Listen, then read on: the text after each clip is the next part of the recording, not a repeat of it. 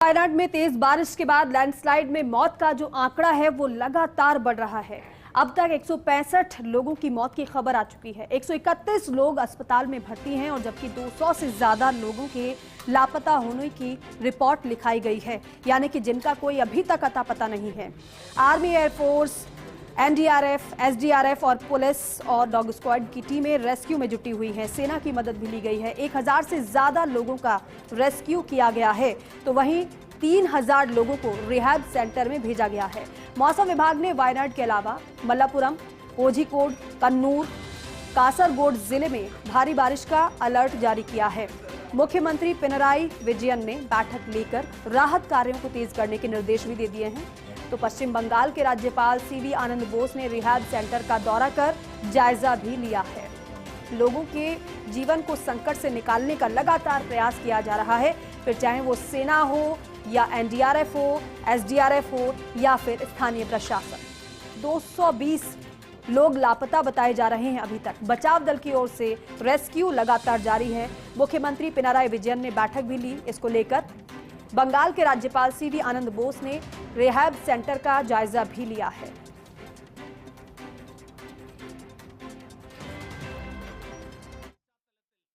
वायनाड की स्थिति को गंभीरता से हम सभी लोगों ने भी लिया।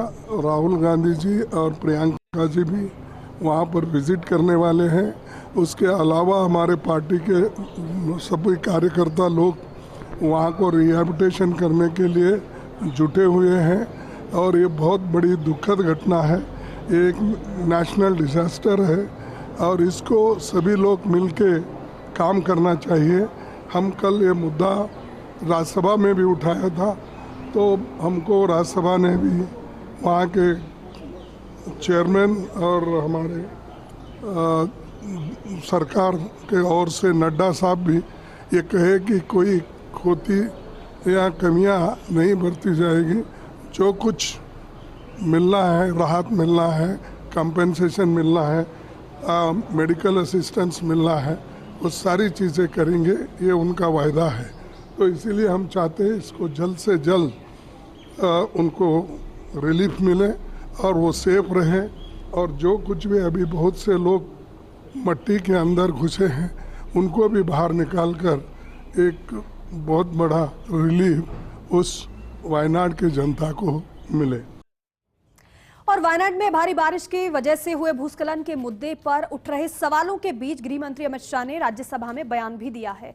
उन्होंने कहा कि केंद्र की तरफ से 7 दिन पहले केरल सरकार को अलर्ट भेजा गया था। गृह मंत्री ने कहा कि अलर्ट के हिसाब से एनडीआरएफ की 9 टुकड़ियां भी भेज दी गई थी। इसके बाद केंद्र सरकार के वार्निंग सिस्टम को लेकर टिप्पणियां की जा रही हैं। राज्यसभा में एनसीपी नेता प्रफुल्ल पटेल के बोलने के बाद जवाब देते हुए केंद्रीय गृह मंत्री ने कहा कि इस पर विस्तृत बयान गृह राज्य मंत्री नित्यानंद राय ही देंगे, लेकिन चूंकि इस मामले पर सवाल खड़े किए जा रहे हैं, राजनीतिक टिप्पणियां हो रही हैं, ऐसे में मैं साफ करना चाहता हूं कि केंद्र सरकार की तरफ से केरल को लैंडस्लाइड से 7 दिन पहले ही वार्निंग भेज दी गई थी। एक जमाने में 2000 के जमाने में केरल में साइक्लोन आया, करीब करीब 10,000 लोग मारे गए थे।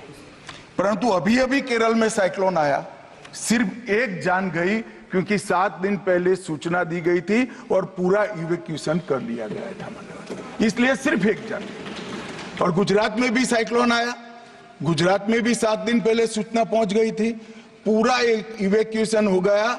मैं गर्व के साथ कहता हूं, एक भी जान नहीं गई, एक भी पशु भी नहीं मरा है, क्योंकि संपूर्णतः 7 दिन बहुत बड़ा समय होता है।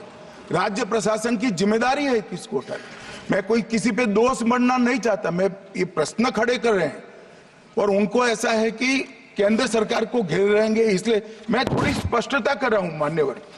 और यहां पर कई रिपोर्टों में अब माननीय हमारे सदस्य के लिए, बेंगलुरु एमपी के लिए बहुत बड़ा आक्रोश दे दिया कर दिया गया, मगर ये वास्तविकता है कि आईआईटी दिल्ली का इसी साइट के लिए रिपोर्ट दिया गया है।